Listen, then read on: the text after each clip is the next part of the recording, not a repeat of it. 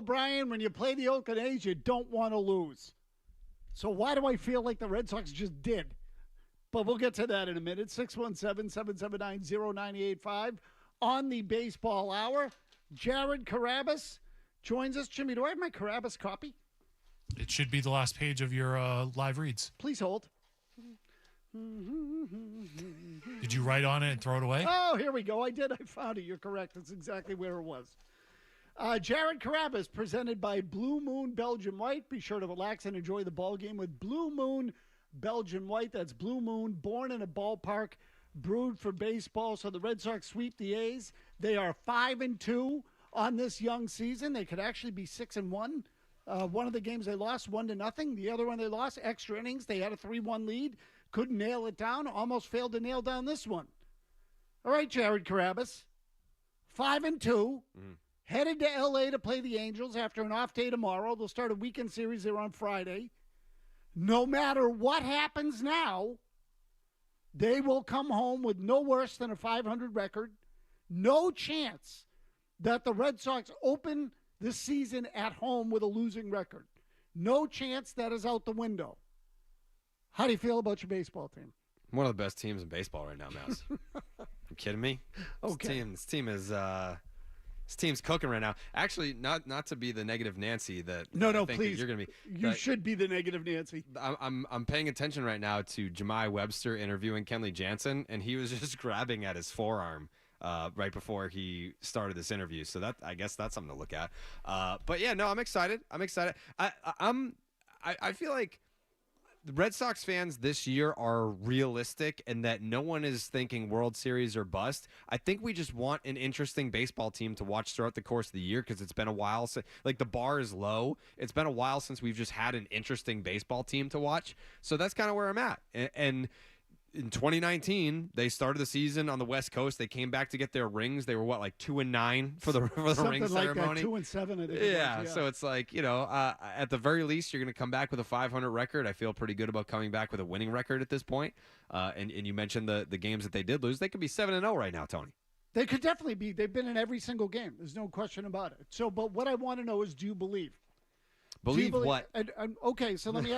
Well, all right. So let me ask you a specific question. Yeah. I mean, you look at the games they've won so far. And again, by the way, if you want to call, 617-779-0985. But with you until 7 o'clock tonight. Jared Carrabis joins us every Wednesday. And then at 7 o'clock, by the way, Celtics pregame, followed by the Celtics and Oklahoma City Thunder right here on 98.5, the Sports Hub. Boston's home for sports. We pretty much have every game in town except for the Red Sox. But instead of the Red Sox, you get Jared and you get me, which might be better. I would agree. So, let me read you the final scores of the game so far this season. And I'm going back now to opening day. 6-4 win, 1-0 loss, 4-3 loss, 5-1 win, 9-0 win, 5-4 win, extra innings. There was an extra inning game in Seattle as well. And then today, 1-0. Do you sense a common denominator or a common theme in those scores, Jared? Yeah. I mean, that they're, like you said, they're in every game. The games are close. They're low scoring. Bingo. Which part? Both. Low scoring. Yeah, they're low scoring. Do you believe in the pitching staff? I do, but it's hard to. That was not a convincing I do. I do because here's why. Let me explain, Tony. I believe in it not because of the results. I believe in it because there is a plan and it's tangible. You can see it. I think if we were to open the season and whatever it was coming into last night, they had the lowest ERA in the sport. And it's like, okay, but you look at this year compared to last year and there's no difference, then you're kind of just like, well, it's a fluke. It's the teams that they're playing, whatever. But when you look under the hood, there's a difference. Since, what is it, 2008, they've thrown the lowest number of four-seam fastballs of any team in the game. So, like, the fact that it's not so much that I'm buying into them dominating the Mariners, who I think they were 22nd in hitting in the league last year, and this Oakland A's team is not even a real baseball team. They shouldn't. It's a bunch of single A players. It really is kind of embarrassing. Not kind of, it is. It is. So you can't gauge too much off of the competition so far, but what you can do is look and see, do they have a philosophy? Is there a direction that they're going in that's different from where they were last year? And the answer is absolutely yes. Okay, so you're talking now about the pitching philosophy of Andrew Bailey. And he's not the only one, but we're giving him credit for it because the Red Sox had a change in pitching coach. And Bailey is preaching now this philosophy of more off-speed pitches. I won't call them breaking balls. I'll call them off-speed because it's a variety of things. Well, it's more just pitches with movement than anything else. It's Correct. not necessarily off speed. Correct. It's more about movement. That's exactly right. And so you're seeing fewer four-seam fastballs. You're seeing more two-seam fastballs, which, again, Sinkers. Yeah, well, it's sort of the same thing as two-seam, right? They kind of fall into the same area. And then cutters, sliders, curveballs, changeups, pitches with movement because they're harder to hit. Splitters. Okay, do you generally agree with that? Absolutely. Okay. Yeah. I mean, it's not like they've completely abandoned the four-seam, but they have a clear indication of what they want to do and how they want to execute. And, you know, like I said, the competition has been what it's been, so it's hard to kind of gauge, is this really working or not? I just like the fact that there's a plan. Okay. Because it's been a while since I feel like we've had a plan here. And do you believe that the philosophy in and of itself will make them successful? Do you understand the question? Yeah. I think it's Will they all be better pitchers because of the philosophy? I think it's to be determined, but I think that when you look at what happened with the San Francisco Giants, that the plan has paid dividends when you've applied it to pitchers with talent that can harness it and apply it. I guess it remains to be seen if this group has the talent, and not just the talent, but the health. Because I saw people taking victory laps after not even through the first time through the rotation. We hadn't even got to Houck yet. It was the first 4 games, and I saw some victory laps in terms of the rotation and all that. And it's like, yes, like they pitched very well the first time through, but some of these guys like Houck, some of these guys like Garrett Whitlock, Bayo ran out of gas towards the end. Like, we're talking about 162 game season. So I need to see, like, how many of these guys do you trust, Tony, to make 30 starts? Can I say one of them? Who? Pivetta. Okay. Okay, Pavetta's got a history of being durable. And again, you didn't say 32 or 30 good starts. No. You just said 30 starts. 30 starts. Okay, so I'll say one. Okay. Okay. And that's probably fair. I think Bayo will probably get close to it. Maybe he doesn't get to it or eclipse it, but he may be in the high 20s, which, you know, then it's semantics at that point. So I'll put 2 guys in that category. Everyone else, they've never done it before. So you can like what you see the first time through. I do. I'm happy that there's a philosophy, but before there are any victory laps taken, like, let's look at the long view. Like, are these guys going to stay healthy? Are they going to, even if they are healthy, like in the case of Bayo last year, it's like, yes, he was taking the ball, but he ran out of gas towards the end. I deduct points for the teams they faced on this trip in terms of lineups now. Seattle can pitch. Oakland can't do anything. But I look at it and say, okay, pretty good, but I also don't think you've exactly faced the iron when it comes to offense in the league. Do you deduct points for the lineups? A little bit, but it's like they handled their business, though. And I think the best part about when you look at some of these lines from these starters, no walks. Like, I think it's like 2 through because Bayo walked someone last night, and I think they had 1 walk as a staff going into last night. Bayo walked a guy, but they're not walking guys. They're filling up the strike zone. Other than Jansen. Well, I'm just talking about starters. Starters now. I understand. Yeah. Go ahead. Yeah. So I'm looking at, are they efficient? Yep. Is there movement to the pitches? Yep. Velo is ticking up. Great. And they're going more than 5 innings, or they're giving you at least 5 innings. So you take what you can from the level of competition. But I mean, other than Bayo giving up 2 bombs last night, you have to love what they can't do any better. It's like, you can't help who you play. Okay, so no, that's true again, but I still have a hard time making an honest and accurate read on them until we see them face better lineups, pitch more out of the stretch, pitch with men on in key situations against good hitters. I mean, to me, they really faced what I would call elite hitter on this whole trip. They've played 7 games, and I think it's Julio Rodriguez. Mm-hmm. I think that's it.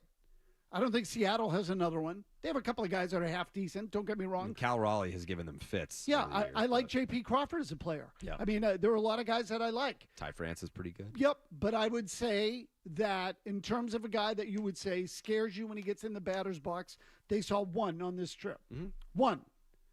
And that's what, 4 games, 20 bats, 20 J.D. plate Davis appearances? is not bad, though. Ah. He's not, Tony, he's got Come 1,100. on, he's an average guy. He has an 1,100 OPS. He got released by San Francisco at spring training. That was a money thing. That's not a talent. Okay, but even so, I'm not telling you that. I'm telling you, but if he were elite, he wouldn't get released. So I'm talking about a star kind of hitter. Now, let me ask one more question. And I ask our listeners as much as I ask you. Last night on the way home, this is how it works with me, Jared. I get in the car, things pop into my head. I start asking people questions. So this was a question I thought was appropriate for Alex Spear, because I said if anybody has researched this, Alex Spear of the Boston Globe is the guy. This whole notion of throwing breaking balls off speed. Okay, let me rephrase again, because it's not fair to call them breaking balls. To throw off speed, again, and emphasize the movement. Does it increase the risk for injury or no? And I'm serious as to, or I'm deadly serious about your opinion on it. I would like to know. Does it increase the risk of injury, or does it actually make it less likely? In my opinion, it's also dangerous, because when you're talking about this influx of Tommy John surgery, it's because we're now putting such a strong emphasis on velocity, and the arm can only handle so much. Correct. And when you've got like 98 plus and you're putting that type of strain on the elbow, I think velocity 98 plus consistently, if that's what you're emptying the tank with, that is just as detrimental to your arm's health as just going out there and throwing hammer breaking balls. Like, none of it is good. Like the arm's natural motion is underhand. Like, that's why you can, like, it's humanly possible to throw harder underhand, because the overhand motion is just more unnatural. But I think both can't be healthy. Like, just a steady diet of breaking pitches versus these velocity farms. You're going out there, instead of just trying to dot up 92, 93, it's like, all right, now I'm going to try and learn to throw 98 plus. And that's what a lot of these guys are doing. So none of it is good for your arm. So this is a question I'm interested in, because I've heard different schools of thought on this, and it's just one of the many that we'll try to address or answer over the course of the year. And, that we'll ask you tonight, those of you driving home, wherever you are, those of you listening to the program, or watching on YouTube, which we are now broadcasting on YouTube as well, on the 98.5 The Sports Hub YouTube channel. So you can find us there as well. But I've asked myself this question over and over again, and I did a little research on it after talking to Alex Spear. It's unclear as to which way expose you to more risk. Yeah, it's like, hey, what do you prefer, cigarettes or cigars? It's like, well, both can't be good for you. So, I do wonder whether or not, I actually think there's a chance there might be a benefit, however small. But in any case, we talked about it last night, and then I did a little more research on it before we came on tonight. So we'll start there. We'll get to Ceddanne Rafaela. We'll get to Kenley Jansen. We'll get to Brian Bayo and the pitching philosophy, because there were some developments in that game last night with Bayo that should make you wonder about the philosophy the Red Sox are going to employ on the mound. All of that with Jared Carrabis, now of Underdog, right here on the Baseball Hour. Stay tuned for more of the baseball.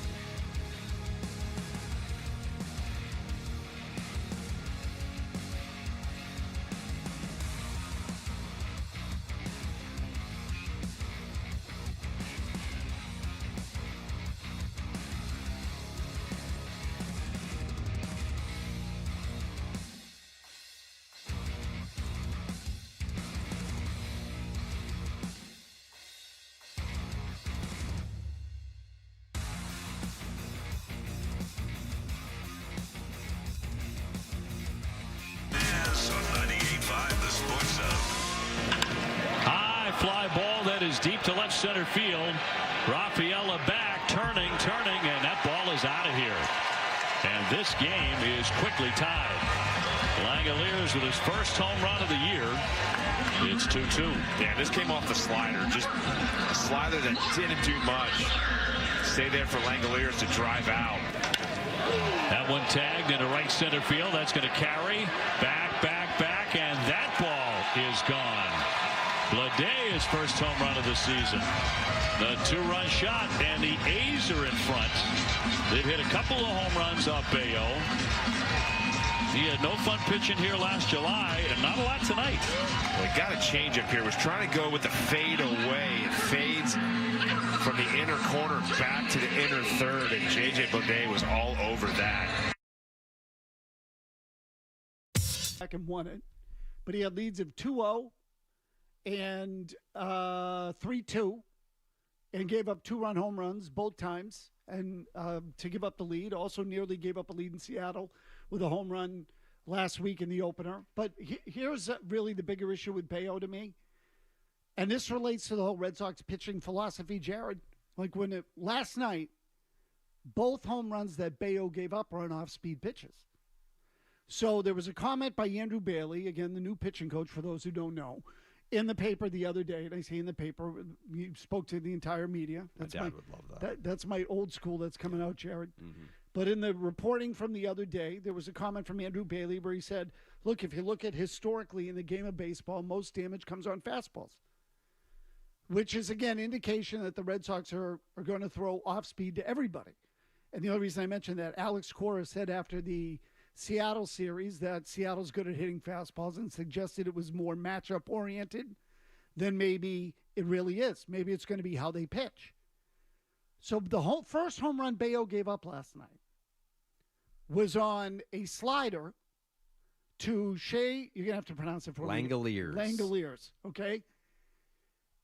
Shea Langoliers hit like 205 last year, struck out 143 times, and Bayo hung him a slider on the inside part of the plate. Let me ask you, what is Bayo's best pitch? Changeup. Okay, see, I think it's his two-seam fastball. Okay, but you're not going to throw a changeup to a right-handed batter like Langoliers. Tony. Langoliers. Okay. Because you're just you're going to throw him a soft thing on the inside part of the plate and the thing gets blasted. Now, the pitch last night was supposed to be away. He left it over the inner part, but it got hammered. There are certain guys that you look at and say, as I used to describe it, or as people have described it, that guy has slider bat speed. Okay? He's only going to hit a pitch that's 87 or 88 miles an hour. If you gas it up and you do it with movement, he's not going to hit it out of the ballpark. So is it beneficial to go soft with a guy like that, or is it more beneficial to throw 97 with movement on his hands? I mean, I guess it depends. Okay. I mean, let's just say I'm right about Langoliers. Okay. So you want to throw him hard sinkers then? Right. And he was throwing like 96, 97 with the sinker. Okay, so but you understand my point. What with some guys it's not better to go soft. With some guys it's better to attack and stay hard stuff. Mm-hmm. So can they, are they going to take, or can they take this thing too far? Is it possible they'll go too far with it? Of course, yeah. I mean, because it's not a universal blanket system. Like, to your point, there are some hitters who see the ball really well when you throw breaking pitches versus fastballs. I think probably where you would see some sort of deviation from that is as the games sort of get more important. And then, like, you can kind of go one time through, or you go a third of the season through, and then you can kind of reassess and see where did we succeed, where do we fail, and do it that way. But for now, I feel like they're kind of just all in on the philosophy. I would honestly rather it that way. Because, what if there is... You mean at least to start? Yeah, like just blanket it for a third of the season and see what happens. Just what do those results look like? They're almost like gathering information right now, because it is, if you look at the numbers, no team has done it like this. Like to this degree. No team has kind of gone all in on, yeah, we're just not going to throw fastballs anymore. So it's the highest percentage, I think it was since 2008, of pitches that were not fastballs. I mean, even if you count the two-seamers, which you should. Again, that's a fastball. A Bale's fastball, his two-seamer, is a 95, 96 mile-an-hour pitch, even more. So that's a fastball. Like, I'm talking about going with power, okay? Going with power. I'm not anti-movement. Everyone's pro-movement for the most part. So I'm totally okay with that part of it. They are throwing 1/3 fastballs. Yeah. 1/3, which is an insanely low number. Yeah. And those are the large majority of those are two-seamers, which have some movement in them, as you pointed out. Sure. So we'll take some calls. Again, 617-779-0985. And anything and everything with the Red Sox, particularly when Jared's here. We'll touch on all of it. We're going to get to Ceddanne Rafaela, who I think has had an impactful first week of the season. He's only hitting, I think, 238, but it feels like his hits have been for extra bases. He's a dynamo on the base pads. He's tremendous in the outfield. Made another terrific play today. Almost made two of them. Right. Again, the other one was really like a Willie Mays over-the-shoulder kind of catch that he nearly pulled off. We'll get to him as well. The bullpen, Kenley Jansen, who has me scared to death. And frankly, I'm pretty much done with already. But Stephen Fall River, Jimmy, if you could, well, my mistake. Stephen Fall River, what do you got? I like the fact they have a philosophy, and whether or not they stick to it or can adjust is fine. The last time I talked to you, Tony, was at the trading deadline last year when I cautioned you about your love affair with the left-hander, Paxton. Steve, we say this all the time on Felger and Mazz. I don't remember the topic of our discussion from 8 months ago. So, well, you didn't want to trade the guy. Anyway, I heard you were anti-Trevor Story. Someone told me you were bad-mouthing Trevor Story. I think it's a happy thing that they replaced Xander Bogaerts with this guy when you look at the money. I think that was a very smart move. Xander Bogaerts is dramatically overpaid and is going to be a bad contract going forward. Okay, Steve. Can you at least admit that? Yeah, I'm not going to fight with you on Xander Bogaerts. What I will say is I have no problem with Trevor Story being on this team. None. I just don't think he's a particularly good hitter. Now, what I said was Trevor Story. So if you're going to take the info from other people, which I always hate, drives me crazy because it's never totally accurate. See, I was bad mouthing him like I was talking about his kids. Yeah. Okay. What I said was he's not a number 3 hitter. To me, he's a 1 or 2 hitter or a number 7 hitter. I just don't see the contact consistently enough for him to be the number 3 hitter in the lineup. Not when his career batting average outside of Colorado is like 237. He's a 6 hitter on a good team. Okay, so I'll give you 6. Like, why quibble over, splitting hairs? But to me, he's not a guy that's going to hit in the heart of your order. Defensively, he's better than Bogaerts. No question. $23 million? Fine. But if he's your number 3 hitter, your lineup's not good enough. True or false? That's a fact, yeah. Okay. So see that? Stephen Fall River thinks you're bad-mouthing him too now, Jared. Well, I love Trevor Story, but the thing is, he's not a middle-of-the-order bat at this point of his career. If you took his 2019 numbers, like that run where he had an OPS in the high 900s for whatever it was, 3-4 seasons. Like there was a point in 2019 where Trevor Story had more home runs in his career than Aaron Judge. Like he was hammering the baseball. Since then, that's not been the case. That's not to say that he can't be an impactful bat, but he shouldn't be a middle-of-the-order bat on a team with a $200+ million payroll. Where was he playing when he was putting up those numbers? Colorado, Tony. Surface of the moon. 1/6 the gravity of Earth. The ball doesn't spin either. You can't throw breaking balls out there either because you can't grip the freaking thing. So, again, I don't hate Trevor Story. I think he's overrated. I think he is the classic. I think he's properly rated. I feel like people are like, he's a great defender, but the numbers that you saw in Colorado are not going to happen here, and he needs to stay on the field. I think he's the perfect Gen Z / millennial player because the snapshot highlights of him look great, and then you look at the batting average, and when he's not playing in Colorado, he's hitting 237. Just giving you my 2 cents. Kevin Majori will update you on the headlines. When we come back, Ceddanne Rafaela, his impact on the team. Do Red Sox fans have a new rookie favorite? Because I think they do. We'll discuss that with Jared when we come back.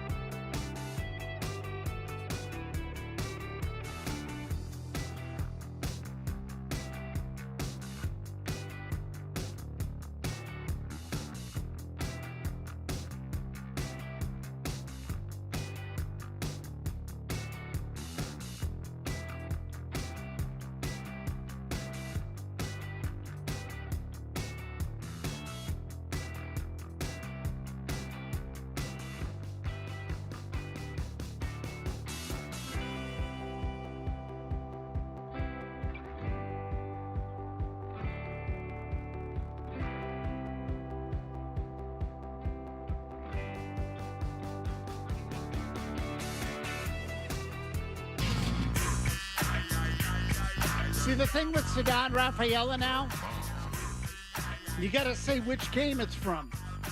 Feels like he's making a terrific play in the field defensively every single game. At least one, sometimes multiple plays. There was one in Seattle over the weekend. There was one opening day. That was opening day? Yes. Okay, see, I get it mixed up. Yeah. So, terrific play. Then he made the one last night, which we just played for. He was another one today. And he pulled that triple out of his ass where it was like, that looks like it's maybe a stand-up double. Then you looked up and he was sliding headfirst into third base. Because he caught the left fielder, kind of just putting it on cruise control. Yeah. The guy just assumed Rafaela was going to stop, and we're going back to the Seattle series now. He stretched it out into a triple. It was a risky play, but he made it. And then if you remember, later in the series, he hit another ball just like that, and the Mariners reacted much more aggressively on the ball in the corner and got it in quickly. I tweeted about that. I said... as did I. Yes, I said something along the lines of, like, I love how quickly the Mariners have figured out to cut three anytime that Rafaela hits a ball in the grass. So, and Duran has been doing the same thing. There was a play today. Rafi had a little squeaker through the left side, and Duran went first to third. And I was like, how the hell did he just end up on third base? Like, it's a very interesting dynamic with Rafaela and Duran. Credit to Alex Cora for having Duran as the leadoff guy here. But that type of speed, can you remember a time where you had not one but two? And you could even put Story in that conversation as well. Like, this type of speed in a lineup before? Small pockets of it, maybe. Like, there was a little stage there. Do you remember? And again, it's not apples to apples. So I'm not telling you these guys were as good. But in the, late 90s, there was Darren Lewis could run a little bit. Mm-hmm. Damon Buford could run a little bit. Do you remember him? Mm-hmm. Like, so they had a handful of guys that could run. They had a handful, and that was pre-Johnny Damon. That was pre-Jacoby Ellsbury. But, the nice thing about these guys is they're really young and they're sort of new, and there's a definite entertainment value to the team that has not been there in other years, Jared. And and again, I'm not telling you anything you don't know, but the athleticism, speed's a big part of that. And Rafaela's instincts in the outfield, which again, we knew, but he's playing basically every day now. His instincts in the outfield, coupled with the speed, make a lot of these plays look easier than they are. The one last night being chief among them. That ball, when you saw it from a high-level camera behind the plate, mm-hmm. he had to go a fair distance to go get that ball. Yeah. And Jarren Duran is fast, but I'm not sure Jarren Duran makes that play because he doesn't read the ball off the bat and track it as well as Rafaela does. Now, he might have gotten there. He might have. But with Rafaela, it looks easy. Like, and even Cora said, I knew he was going to catch it. The second the ball was in the air, I knew he was going to get there. And Trevor Story had a similar comment. But aside from the wins and the losses, which obviously at the end of the day is entirely what it's about, do you find them more entertaining? Is it a good product? Those are two different questions. Okay. Yes, I find them entertaining. I still struggle to say it's a good product because it's the Boston Red Sox, and I know that there should be more star power. But for what is out there, if you can just sit there with yourself and say this is what the team is the roster is what the quote was last year. Yeah, I can find the entertainment value in it, but then you look over your shoulder and you're like, well, man, the Yankees have Aaron Judge, they have Juan Soto that they just had. Like, you get a little bit jealous. Like, I can admit that now. Like, in the past, I would have been like, no, like, I love the Red Sox, and who cares about Juan Soto and Aaron Judge? Like, now I can be like, no, yeah, I wish that there were more stars on this team, but that's not to say I can't find the entertainment value in what I have. It's like, it's like being the poor kid on Christmas. It's like, thanks for my little choo-choo train, but my friend just got this, a new car for Christmas. It's like, wait, that's not the same thing. That's kind of where I'm at, where like I'm trying to appreciate what I have, but I'm a little jealous. I'm a little bitter because I see what everyone else got for Christmas, and I want that. Well, look, and again, I'll tell you that, even if you're looking at the wins and losses, there have been some sneaky bad plays in some of these games.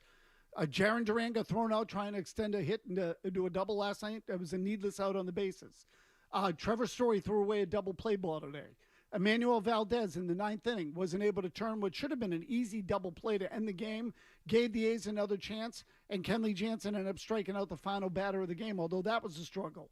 I think Jansen has been garbage. And he got bailed out too. Like he was walking guys. He had someone 0-2. He was complaining about the strike zone when it's like, dude, these pitches are balls. Like, he maybe got squeezed on one, but everything else was just up and out of the zone and not close. Like, he wasn't going to get the benefit of the doubt in that situation, and the velocity is down. Like, he's sitting 90. Like, last night when he came in, he was 90 to 92. Until the very end, right? Yep. Today, he was like 88 to 90. There was a couple times where he reached back for 92, 93, but that was seldom. Yeah, I align with you on your Kenley Jansen views. Yeah, and I'll tell you, he just oozes the whole body language with him. Yeah, the whole body language with him when he comes into a game is, I don't give a crap. I don't give a crap. And again, look, at the end of the day, get the outs, win the game. But he's out of shape. He looks sloppy on the mound. Okay, he really does. He's still painfully slow, to the point where I think, frankly, they're letting it go a little with the pitch clock or starting it later when he gets the ball because he can't operate quickly enough. In fact, I told you I was watching the rest of the game this morning when I clicked ahead with the 15-second button, which still hadn't thrown a pitch. Right. Right. Whereas other guys the ball had already been thrown, were ready to go. So he's still slow. So I wonder with Kenley Jansen whether all of that is going on. I don't think his head's in it. I don't think his heart's in it. And to your point, Jared, they don't have the kind of depth that they can withstand it if a couple of their key guys go down. Well, that's why I was so upset. But people, I'm kind of repeating myself from last week. That's why I was upset about not signing Jordan Montgomery. It's not because you're not missing out on that one guy in particular. It's because adding him would have slotted other guys down to give you more firepower in the bullpen so that you're not burning out the Josh Winkowskis of the world and the Chris Martins. Like, you would have been able to put yourself in a position to be like, hey, Kenley, whether your back feels good today or not, it doesn't matter because we can have Chris Martin close it out. We can move up Winkowski. We can have Garrett Whitlock in the bullpen or something like that. Now you don't have that same firepower, although some of those guys that can be the new Winkowski, the new Garrett Whitlock, those are intriguing options. Like Slayton and Weissert, yeah, his slider, like those two guys, I'm very intrigued. Like, I think that they can be major players here, and even like Isaiah Campbell, like he's looked good too. And it's all early, and we'll see what it becomes. But those three guys, like we're bullpens of the past. It's kind of like once you get past your top two options, it's a slippery slope. Whereas option 3, 4, 5, like I feel pretty good about some of the guys that you have beyond Kenley and Chris Martin. So I just don't take that closer role for granted because the 9th inning's different. It's different. As much as analytics and everything have invaded the sport, I still think that there are certain guys that can hack it and certain guys who can't. You watched the Red Sox in 2018. Yeah. I mean, this guy peed his pants. Like, yeah. In a fantasy world where the Red Sox make it to the playoffs and go on a deep run, I still don't feel good about Kenley. No, and again, now you're having this kind of trouble against Seattle and Oakland. Yeah. So what happens when you start facing the Yankees and the Astros? Well, I don't think that that's mental. I think it's just, like you said, I think he's out of shape. I don't think his heart is in it. I don't think his head is in it. He was whining in the spring about, oh, you said you were going to add and you were going to make us better. It's like, well, all right, well, guess what? We're 5-2, dude, and we should be 6-1, maybe even 7-0. And we would have been 6-1 if you took the ball on the day that your back hurt. Like, it's a 2-run lead in extra innings. Take the ball. We're 6-1. So you can complain all you want about the roster. That's what the media's job is for. That's what the fans' job is for. I don't want to hear that from the players. Like, that's what it was, the optics of it. Because I get that guys will have this is the time of the year, like people will say, oh, well, you're only 3 games into the season. How does your back already hurt? This is the time of the year where that does happen because you're getting readjusted to the season. So I get the complaint, but it is kind of common. It's the optics of it where you're the guy that was complaining about the roster, yet you're the guy that didn't take the ball when you're not hurt enough to go on the injured list, but you're too hurt to take the ball in a game that if you did take it, probably you're 6-1. Especially when he looks the way he looks and he barely pitched in spring training. Now, again, I know he was on backfields and things like that, but the fact of the matter is he's not exactly a freaking specimen physically. He's sloppy as hell on the mound. It's kind of embarrassing, frankly, for the sport. John in the car. John, what do you got? I would make the change and put Martin at the closer now. I would. Let him get used to it. Yeah, I would, Tony. I just think he's your best pitcher in the bullpen. I'd put him there. Go ahead, John. Tony, the team deserves a chance. I guess I'm one of these people that swears I'm not going to watch them. I end up watching them every year. They don't deserve my anger because they've played well enough for me to want to watch the game. I think they can catch, with Cora seeming to be a lot more invested in the team this year as opposed to last year. He's a week into the season and he's managing like it's a World Series game. I think maybe if they can catch him on a heater, maybe a contract thing, the team seems to go as he goes. Last year he was out of it. The team fell off the map.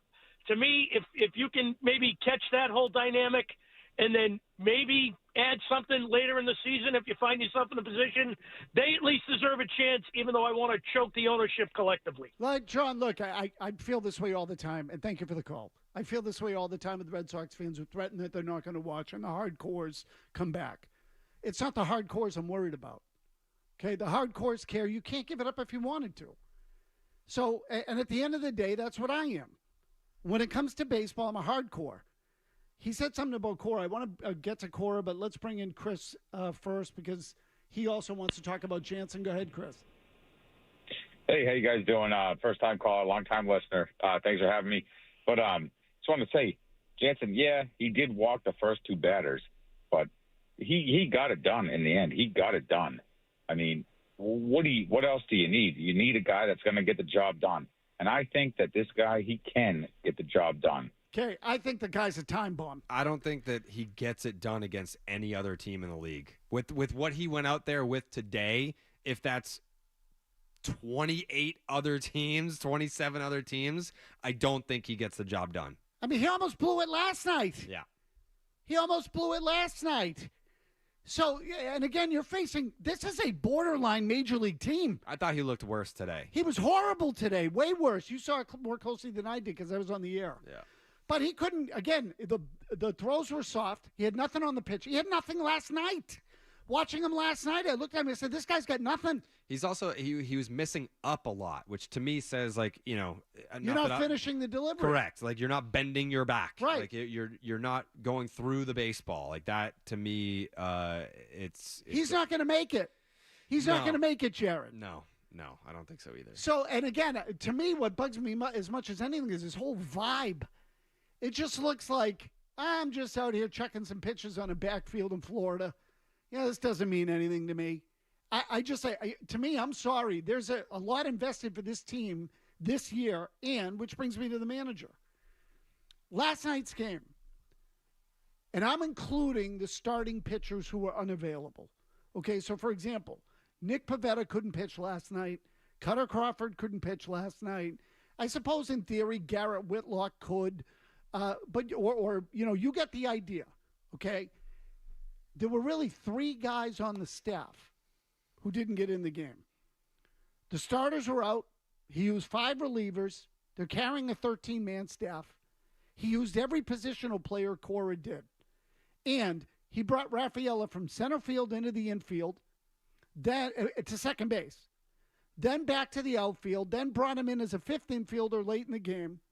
He was moving people around. He lost the DH to the point where when he inserted Reese McGuire into the game, he lost the DH, and Winkowski would have been the ghost runner. Yeah. He would have been the ghost runner. He would have been due up right. in the 11th. Yeah. Right, but also because he was in the spot that was the last out. Stay tuned for more of the Baseball Hour coming up on the Sports Hub. This is Sean Grandy. It's game day for the Boston Celtics. Tune in to the 98.5 The Sports Hub Celtics Radio Network for the opening tip presented by Gulf. It all starts here.